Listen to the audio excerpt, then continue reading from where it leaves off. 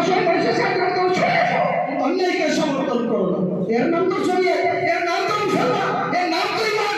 ইমানকে বিক্রি করে যারা বিচ্ছিন্ন করছে আর তাদের পেছনে আমরা দৌড়ে সর্বনাশের রাস্তায় নিয়ে যাচ্ছি। আজ বলুন তো, আমি সারা ভারতবর্ষের কথা যদি বলি, ওয়াকাফ, ওয়াকাফের মানে কি জানেন?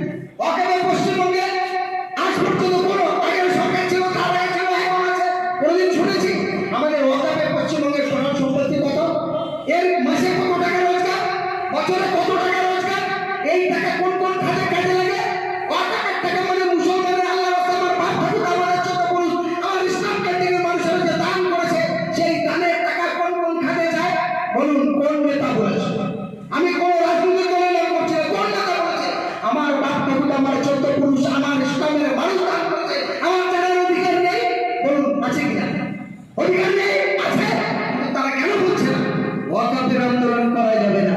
মুর্শিদে আমাদের 1400 বেশি মানুষ মিথ্যা মামলায় কেস খেয়েছে, মহেশতলায় 250 বেশি মানুষ কেস খেয়েছে। সারা রাজ্যে ওয়াকাফ নিয়ে আমরা বলতে পারি না। আমার কাছে শুনে নিন, বছরে 223 কোটি টাকা ইনকাম। সিপিএম এর আব্দুল সাত্তার সংখ্যালঘু মাদ্রাসা মন্ত্রী হয়েছিলেন। উর্দু একাডেমি মুসলিমের জড়িয়ে হয় একটা অনুষ্ঠানে, মাসুদ রহমান ইংলিশ চ্যানেল নদীগিরি পাস করছিলেন। সেই অনুষ্ঠানে আমিও অতিথি হিসাবে ছিলাম। উনি যখনই বলেছেন সঙ্গে সঙ্গে উঠে দাঁড়িয়ে আমি ওই ভাতারি করছিলাম লোকের সামনে। শিল্পপতি মোস্তাক হোসেন গতকাল মালিক তিনি বলেছেন আমি বছরে 18 লক্ষ টাকা